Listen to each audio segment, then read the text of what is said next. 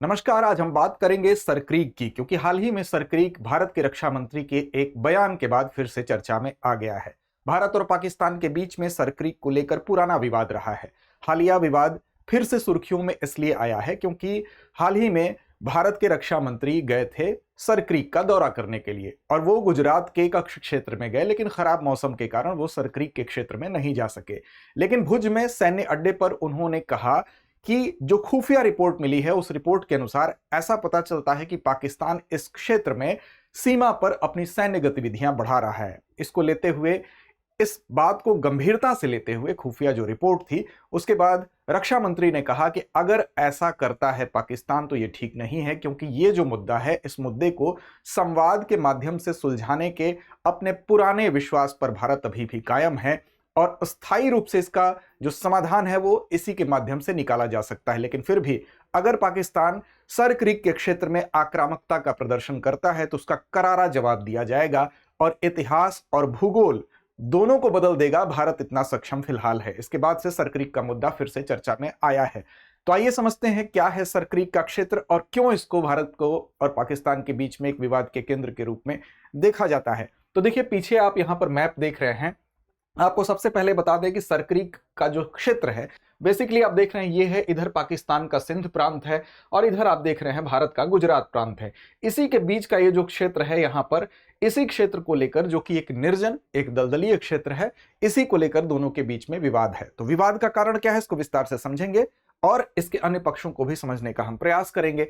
तो सबसे पहले आपका सरक्रीक से परिचय होना अनिवार्य है। तो देखिए, सरक्रीक की अगर बात करेंगे तो आपको पता है कि भारत और पाकिस्तान के बीच में जब विभाजन हुआ 1947 में, तो जो सिंध प्रांत था वो चला गया पाकिस्तान में, और भारत में कच्छ का क्षेत्र यानी गुजरात का जो एरिया है वो रह गया। और ये जो हिस्सा है, इस हिस्से की अगर बात करें तो इसकी लंबाई आप देख सकते हैं, ये लगभग 96 किलोमीटर लंबा एक ज्वारीय जलमार्ग है। ज्वारीय जलमार्ग का मतलब जहां पर जो ज्वार है वो आता है, यानी कि यहां पर जब समुद्र में ज्वार आता है तो यहां पर इसका जल पहुंचता है। अब भारत के कच्छ क्षेत्र में आप देख सकते हैं कि यहां पर जब भी हाई टाइड की स्थिति आएगी तो यहां पर जल पहुंचेगा। पाकिस्तान के सिंध के हिस्से को और भारत के कच्छ के हिस्से को एक तरह से विभाजित भी करता है।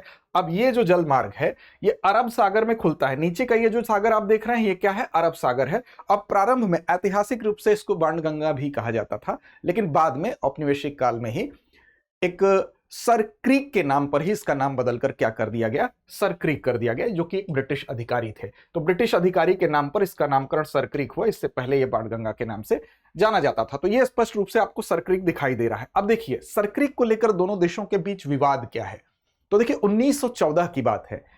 1914 में क्या हुआ कि एक फैसला हुआ, एक ब्रिटिश फैसला हुआ। जब जानते हैं आप कि उस समय औपनिवेशिक काल चल रहा था, तो इस फैसले में जो सरक्रीक है उसको यह कहा गया कि यह नॉन नेविगेबल क्षेत्र है। नॉन नेविगेबल का मतलब यह हुआ जहां पर जो जहाज हैं, पानी वाले जहाज हैं, वो नहीं आ जा सकते हैं।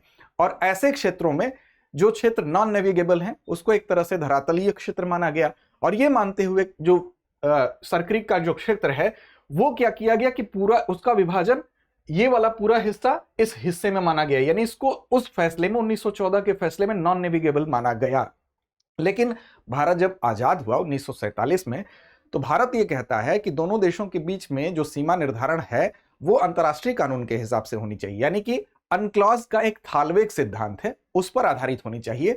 यानी कि इसमें भारत यह भी तर्क देता है कि 1925 का एक नक्शा भी, एक मैप भी है, और उस नक्शे में पूरा हिस्सा, जिसमें कि पाकिस्तान ये दावा करता है कि ये पूरा हिस्सा इधर से लेकर इधर का पूरा पार्ट, यानी कि यहां से इधर का पूरा सरक्रीक वो पाकिस्तान के हिस्से में। लेकिन भारत कहता है कि अनक्लॉज का थालवेग सिद्धांत कहता है कि अगर कोई भी क्षेत्र जो कि जहां पर नॉन नेविगेबल ये नहीं है, क्योंकि जब हाई टाइड आती है तो हाई टाइड की कंडीशन में यहां पर पानी आता है और उस पानी की दशा में यहां पर जहाज आ जा सकते हैं, तो इसको नॉन नेविगेबल कहना पहले तो बात उचित नहीं है। और थालवेग सिद्धांत ये कहता है कि ऐसे क्षेत्र में जहां पर कि पानी आ जा सकता है, जहां पर जहाज चल सकते हैं, तो उसका विभाजन हमेशा बीच में से किया जाना चाहिए, यानी कि आधा हिस्सा उसका पाकिस्तान की तरफ होना चाहिए, आधा हिस्सा भारत की तरफ से है। तो भारत कहता है कि इसके बीचों बीच जो है वो बंटवारा होना चाहिए, और इसके लिए भारत तर्क देता है 1925 के एक मैप का भी। उसने कहा कि उस मैप में भी ये चीज दिखाई गई है और साथ साथ वहां बीच में स्तंभ लगे दिखाए गए हैं। तो इस तरह से भारत का पक्ष ये है।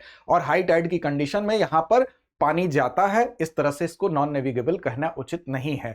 तो सीमा मध्य से ही तय की जाए, जो कि अनक्लॉज का थालवेग सिद्धांत जो है वो भी ये बात कहता है। अब भारत और पाकिस्तान को लेकर इसी बात पर विवाद चला आ रहा है। इसको लेकर हालांकि कई बार प्रयास किया गया कि ये समाधान हल हो सके। हालांकि भारत और पाकिस्तान दोनों अनक्लॉज के मेंबर हैं और दोनों को एक समय सीमा दी गई कि 2009 तक आप लोग इसको हल कर लीजिए, नहीं तो ये मामला अंतर्राष्ट्रीय मंचों पर फिर से चला जाएगा। लेकिन भारत और पाकिस्तान दोनों भी अनक्लॉज के सदस्य भले ही हैं, इसको द्विपक्षीय मुद्दा ही मानते हैं और द्विपक्षीय मुद्दा मानते हुए ये चाहते हैं कि ये एक दूसरे के साथ बातचीत और संवाद के माध्यम से ही इसका हल निकाला जाए, अंतर्राष्ट्रीय अदालत में ले जाना इसको नहीं चाहते हैं। तो फिलहाल इस बारे में जब सैन्य गतिविधियां बढ़ी हैं इस क्षेत्र में, यानी कि यहां पर पाकिस्तान के जो सरक्रीक का क्षेत्र है उसके सीमावर्ती एरिया में, और यह खुफिया रिपोर्ट आने के बाद भारत की तरफ से यह कड़ा रुख अपनाते हुए कहा गया है कि जब इसका समाधान स्थायी संवाद और बातचीत से ही निकाला जा सकता है और अगर इससे हटकर पाकिस्तान अन्य कोशिश करता है तो भारत ऐसी कड़ी कार्रवाई करने के लिए मजबूर होगा कि यहां पर भारत की तरफ से इतिहास और भूगोल दोनों बदल दिया जाए। अब देखिए, रणनीतिक रूप से भी इसका इंपॉर्टेंस है क्योंकि इस क्षेत्र में भारत पहले से अपनी निगरानी कड़ी रखा हुआ है। इसके अलावा अगर आप देखें तो यहां पर जो जैव विविधता के लिहाज से आप कह लें, सरक्रीक के क्षेत्र में आप मछली पालन, एशिया का सबसे बड़ा मछली पालन केंद्र के रूप में इसको जाना जाता है। यहां पर तेल और गैस के लिहाज से अपार संभावनाएं हैं, तो इसलिए भी इसका इंपॉर्टेंस है। तो रणनीतिक महत्व भी है, इसका आर्थिक महत्व भी है, और साथ साथ फिलहाल की स्थिति में अगर आप देखें तो ये जो विवाद का कारण है वो यही है। तो उम्मीद है आप इस विवाद को समझ रहे होंगे।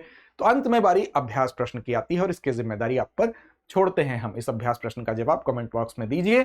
सरक्रीक कहां स्थित है? गुजरात और महाराष्ट्र के बीच, गुजरात और सिंध पाकिस्तान के बीच, पंजाब और सिंध के बीच, राजस्थान और गुजरात के बीच। तो इस प्रश्न का जवाब कमेंट बॉक्स में देना ना भूलें। लड़ते रहें, अपने लक्ष्य की ओर बढ़ते रहें।